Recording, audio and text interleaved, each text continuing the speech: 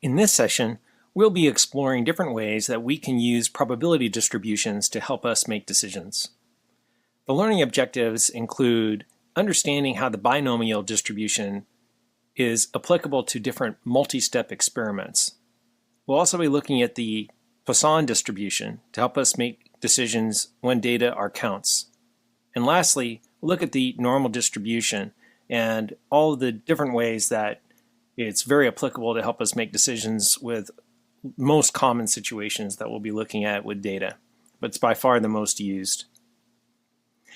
You may recall in a prior session we were talking about experiments and the notion of random variables. A random variable might be as simple as saying I have customers in my store and the outcome is either each customer has made a purchase, therefore a sale, or not a sale, there was no sale. The amount of a project being completed after a number of months of effort, some project management situation, could also be considered a random variable, the experiment being how much has been completed over a period of time. A discrete random variable are going to be those with sort of finite outcomes, so male, female, or sale, no sale could be some examples of those. It could also be the sequence of variable number of customers in a day. The thing about these discrete random variables that set them apart is you're not dealing with sort of a fraction of a person or a fraction of a sale. There was either a full sale or not a sale, and that's how you know that you're dealing with some kind of discrete random variable. A continuous random variable, they can assume amounts really of any kind of increment in between. So it's difficult for a store to sell anything more than a can of soda, for example, and but a continuous random variable would somehow allow a half a can of soda or 3/4 of a can of soda or some kind of amount consumed. So there's some ways of understanding the different kinds of random variables that you might encounter in looking at different data. So in the first case, for binomial distribution, we're interested in answering questions like this: the number of sales on a typical day, or number of sales on promotional days, number of defective items in a lot of some kind that we've sampled, or customers who prefer brand A, much like we looked at in the marketing example in a prior session. In all of these cases, we have dichotomous outcomes. That is, really, we just have two levels to be concerned about: sale or no sale. Now, certainly the quantity of those things, the frequency that those things could occur, vary a lot, but the outcome is really either or, defective, non-defective. Customers like brand A or not brand A. And then we would be asking that out of, say 100 customers, how many prefer brand A? But the solution really could only be two levels. So they either prefer brand A or not brand A. They like brand B. Or it could be a discrete number of levels in that. So schools, for example, would be another way that you're counting levels of dichotomous, say, male or female students across the schools. But again, the distribution is really just a count of or sum of the frequency of females across schools, and there's going to be a number of females in school A, school B, school C, school D. We'll actually see that in an example. All of those would be opportunities for us to use the binomial distribution. So you might remember we had an experiment with two customers. We called this a multi-step experiment at that time. And here we are, you can see where we're talking about having our dichotomous outcome. Either there was a sale or no sale. And the purest classical solution, the probability of a sale or no sale is completely equal. And that's why we had probabilities of 0.5 for the first customer to make a sale, probabilities of 0.5 for the second customer to make a sale. And then our experimental outcomes were just tallying up what could occur. So in this case, we could have two sales. The first customer made a sale, purchase, and then the second customer made a purchase, and those things would be summed up to give us a probability of a sale. Or in this situation, we had one sale from the first customer and no sale from the second customer. We also see we could have a customer with no sale in the first case and a sale, And then lastly, there's no sale by either customer. And what was important to remember is that all of these probabilities summed up to 1. That is, those were all the possible outcomes that even could occur.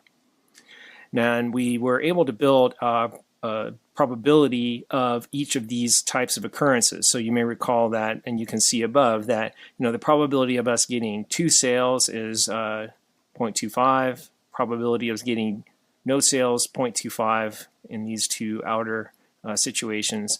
And then we found actually there were 2 ways that we could get 1 sale. So 2 out of 4, summing that up, effectively there was 0.5 probability that we would have at least 1 sale. And then we plotted that. We actually built a frequency distribution. And so we saw that the probability of having 1 sale was 0.5 and then 0.25 for the other 2 possible outcomes.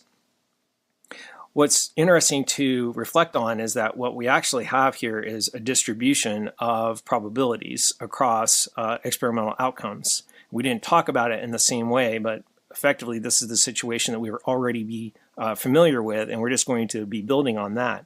So in a typical day, if we look at the likely outcome of no sale, 1 sale, or 2 sale, I have that represented in the table. Maybe this is all that we're going to have in the day. It's just these 2 customers, and these are all the possible outcomes at my store. Now, on a promotional day, maybe the probabilities actually change. Maybe they're different. In this situation in the table on the left, we were assuming that there were equal probabilities of a sale, that is 0.5, at every step.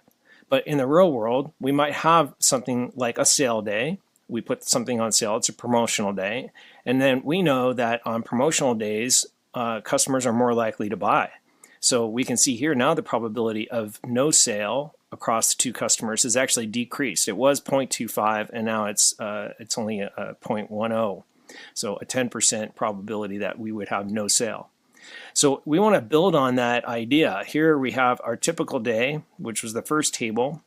And what we can build now using the binomial distribution is an expected value. We're actually going to be using the expected value as a type of mean in this distribution.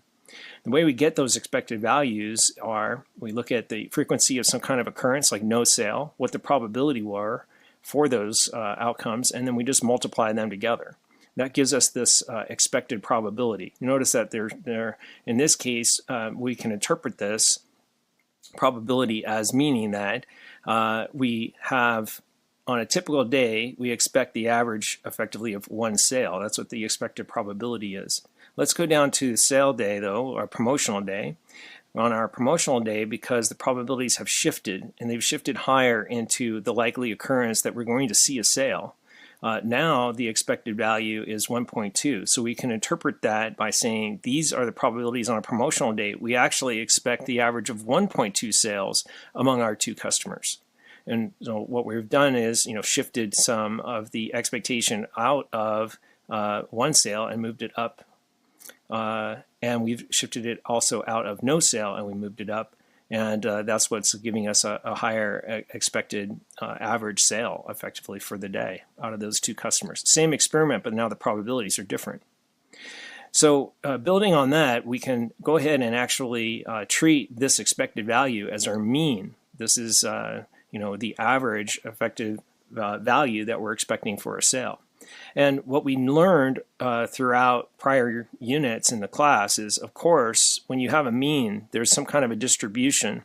You can also then get a variance and a standard deviation. I'm not going to compute that here, but it's theoretically familiar. When we have an average of something, that average is followed by some kind of variance or distribution.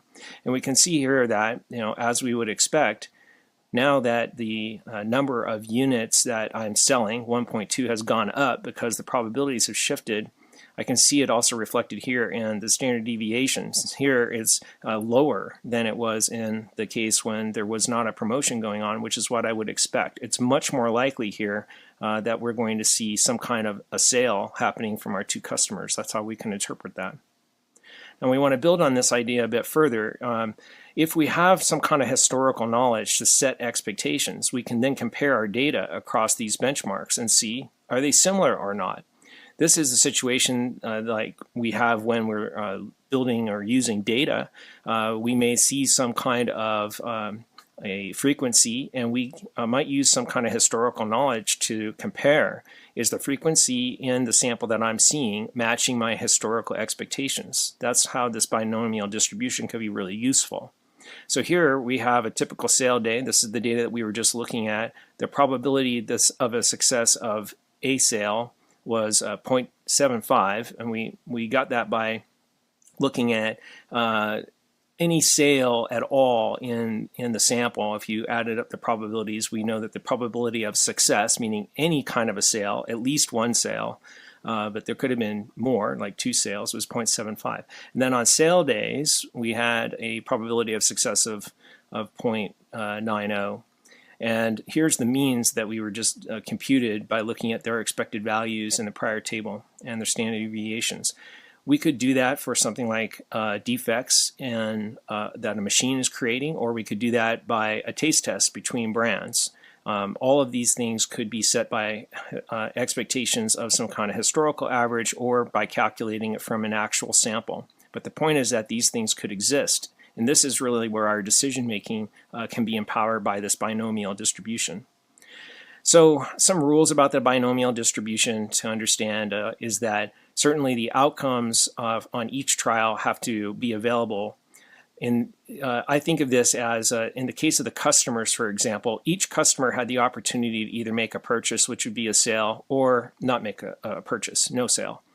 So that has to be true.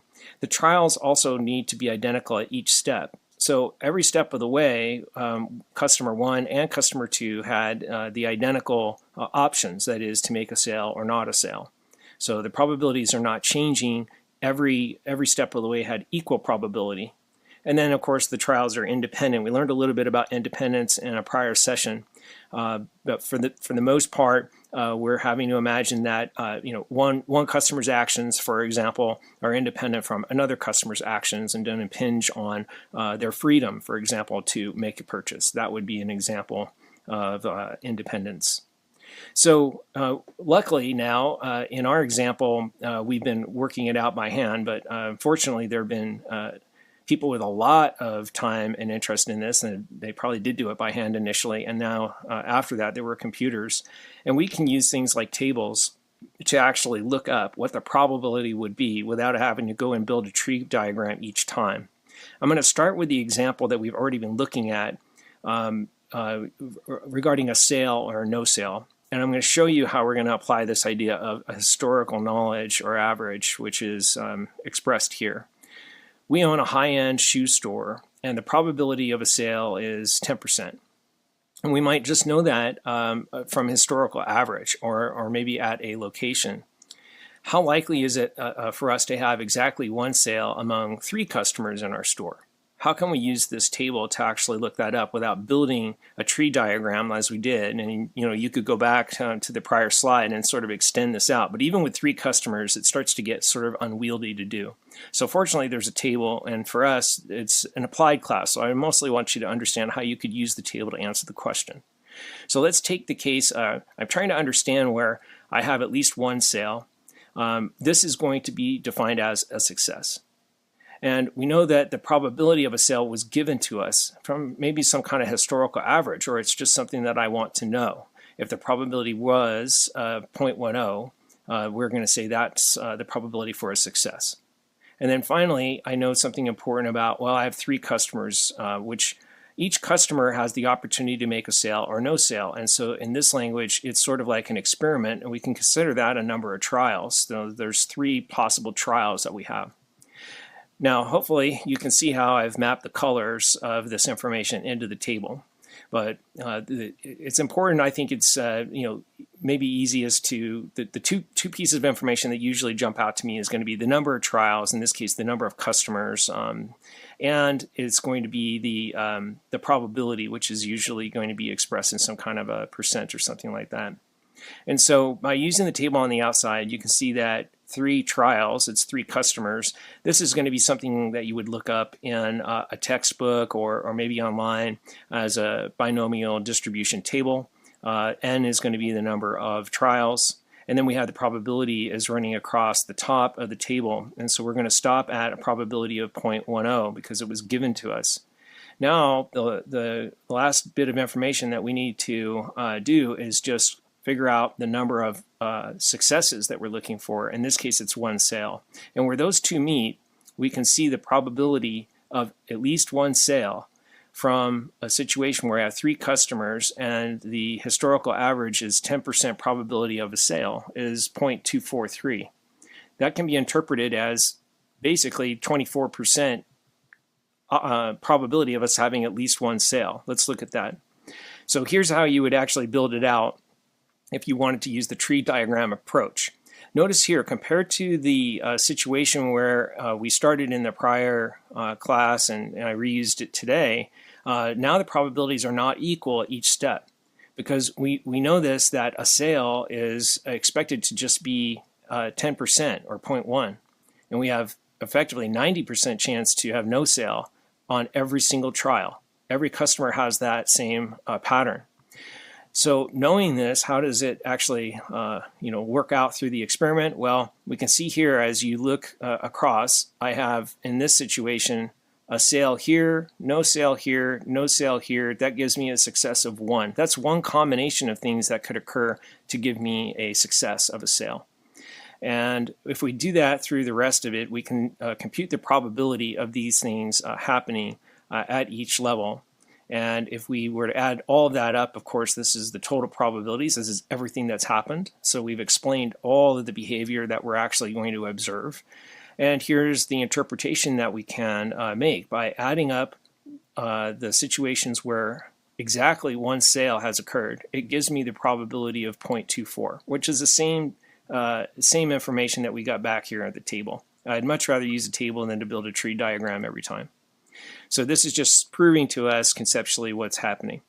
Also note, far different than before, it's much more difficult to make any sale in this situation, which is what we'd expect, because the probability overall of a sale at each step is 0.1 or only 10%. And so sure enough, I have almost a 73% chance to make no sale with 3 customers in the store.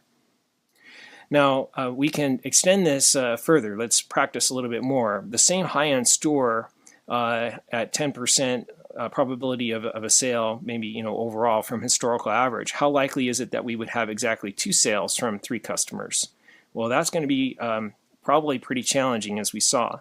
But here we're mapping the same information back, starting with the number of customers in the store. So I know I've selected this information from the correct binomial table, which is n of 3. The probability is 0.10.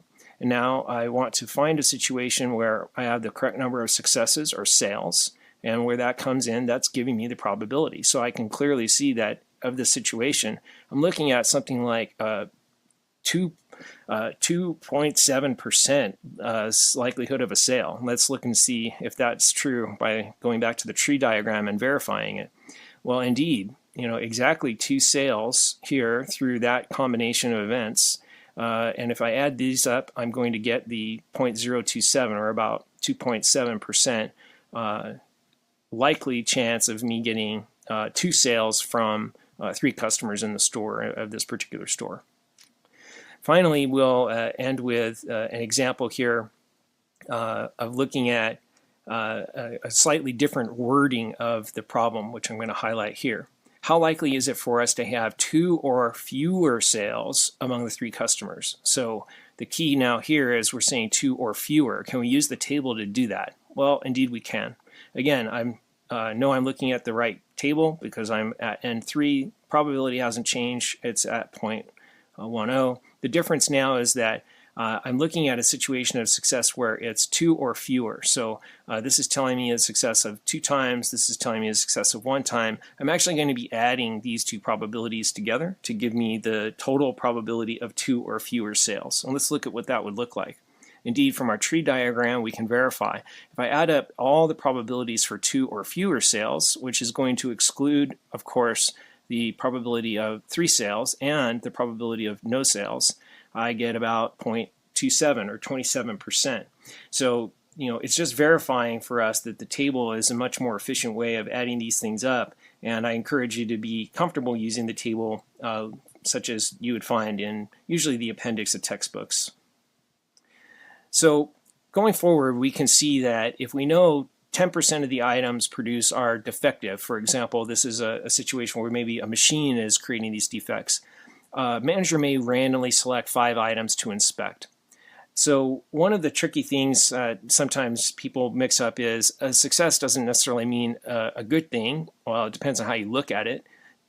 Here we're talking about finding a defective item. So it is good to find the defect, but a success just means effectively an outcome that you were seeking, like a sale of some kind of good, or in the prior example here it's getting a defective item. What's the probability of finding 2 defects? So can you maybe pause the video here and practice yourself to see, can you pick out the number of trials, the probability of success, and the number of successes? Well, hopefully you've paused the video and done a little self-check. Did you pick up that you have 2 defects in this situation? That's what we're saying, 2 out of the 5. And the probability was the 10% that we knew from historically what the average was. So we'll call that probability of success as 0.10 of finding, of getting a defect in the begin with. But now my number of trials would be the 5 items that the manager selected. Now, take my word for it, or you can verify this by going into the table yourself, but you'll see that this is the appropriate probabilities that are going to be associated with our number of trials, which is going to be n, so it's going to be n of 5, and a probability of 0.10. Where do I look in the table to tell me how likely that event is that I'm going to find 2 defects out of a lot of 5? Well, if you answered there, then you're definitely following along on how to use the table. The probability of finding 2 defects among the 5 items is about 7%. So that's how we can utilize the table to answer some questions. Now, I have some really interesting situation here that I often see these kind of statistics in the news. Maybe you do as well. Your company's customer service center of 900 representatives, out of all of them, only 14 earned the award for Best Associate each of the past 6 years. Let's assume that every customer service rep is equally likely to earn the award each year. In other words, their performance is independent year to year. So it's like a fresh start, and they can go in and try to earn the award. What's the probability that a customer service rep would win the award 6 out of 6 years? So again, you might want to practice seeing if you can pick out the X, P, and N that is needed for this problem before you advance in the video. You might want to pause it there and think it through. Well, hopefully you came up with something like this. Out of the last 6 years of winning, which is going to be our X, p-value of 0.50 because the narrative said that it was equally likely, and it happened over the last 6 years. So there's our X, P, and N. And then in looking at the probability table, we can then calculate that we have this situation here. The probability of any customer service representative winning the award 6 years in a row is about 1.6%.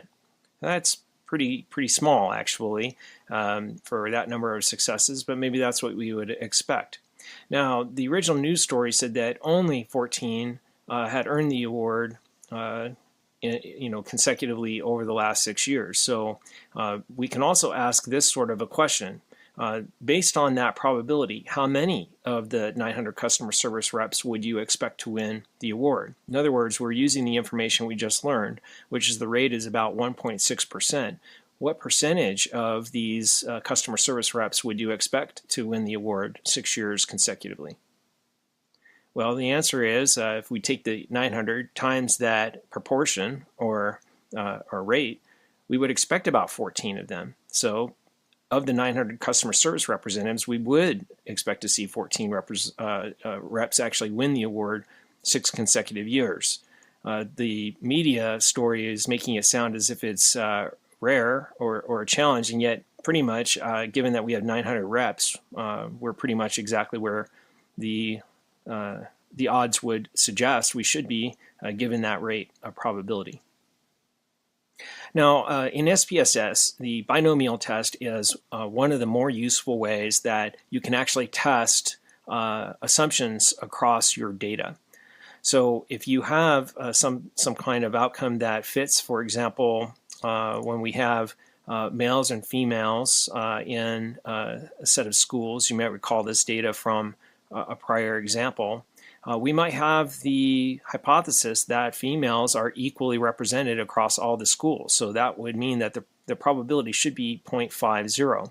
And we can see here that males and females are fairly evenly dispersed with looking at the percentage across the schools, 60 to 68. So it's close to 50, but is it truly meeting the expectation? This is how we can use the binomial test. So if we run the binomial test on this, we can see that here, this is what we call a non-significant result, which is, this is a p-value. We'll be learning more about that.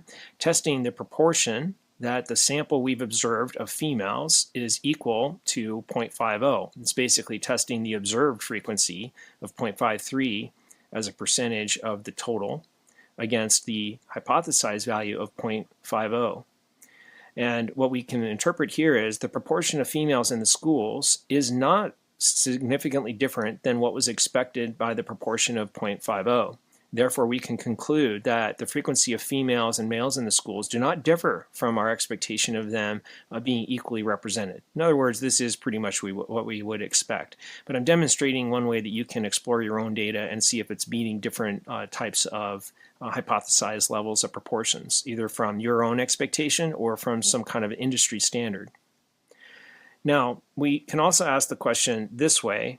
Do females represent 3/4 of all the students? So now what we've done is we've changed the success away from the probability of 0.5 and we've replaced it with a probability of 0.75. So now we're testing that hypothesis of a new proportion against the observed proportion of 0.53, 68 females out of 128. And here's the interpretation here. The proportion of females in the schools is significantly less than the expected proportion of 0.75. And I know that now because different from the test we just ran, this is now statistically significant. The alternative hypothesis saying that this proportion is different from our observed proportion, rather, is different from the test proportion of 0.75. So we can conclude that the frequency of females in the school are less than expected if our expectation was that they would represent 3/4 of all of the students. Now, we have one last distribution to look at in this section, the Poisson distribution. And this is a distribution that helps us look at frequency of events that are counts or things that are happening over time. So, for example, the number of incidents over a period would be maybe the numbers of people entering a hospital is a really common one. No one knows exactly when people might actually need to go to the hospital, and so their arrivals are somewhat unknown. But actually, the Poisson distribution models it quite well. It's just counting whether or not there's going to be an occurrence at any point in the day. Or machine braking, traffic accidents could be another one of these that's appropriate to look at from a Poisson perspective. Number of incidents given a range, so defects per meter. I think this is an example that's often looked at in textbooks that you can read. So the thing about this is it's estimating occurrences over a specific interval of space or time. We're going to be interested in the probability of observing X as a number of successes given that period of space or time. For our class, I'm probably going to be making it very clear what it is that you're looking at so you'll know which one to interpret. Of course, it has a calculation which, honestly, this one you mostly need to be doing by hand if you want to actually look at a Poisson distribution. We'll look at one example here. Patients arriving at that hospital average a rate of 6 per hour on the weekends. What's the probability of 4 arrivals in 30 minutes? So we're just counting the arrivals. That's what makes it, a Poisson distribution. It's like counts in a period of time. So we can use this probability function. I'll let you look at the math, but the interpretation here is this 0.168. The probability of 4 arrivals in 30 minutes on a weekend is 0.16, or about 17%. So we're expecting about 17. There's a 17% likelihood of 4 arrivals in 30 minutes. That's one way of interpreting that. For our purposes of this class, what I'm looking for you to get out of that is understand, of course, that you can count the number of arrivals at any point in 30 minutes. For example, 1 arrival, 2 arrival, 3 arrival, 4 arrivals. Here we are in that situation we're just looking at. And this has a likelihood that we just calculated, which was 17%, that these would arrive. And you can see here on the distribution, that's what it occurs. But it's more important for me that you understand, if we're looking at data that might fit a Poisson distribution, can you test to see that it does, and then would you know appropriately which kinds of additional tests you could do? In SPSS, we can actually test to see if a distribution, a frequency distribution that we are looking at in our data, matches a Poisson distribution. So I'll be demonstrating that in a different video, but the test that we're going to be looking at is this KS test. In this case, it is not significant, and that is actually what we're expecting if we are looking at data that are fitting a Poisson distribution when we do a KS test. So the interpretation is that the KS test was not significant because the p-value was greater than 0.05. We can see that right here.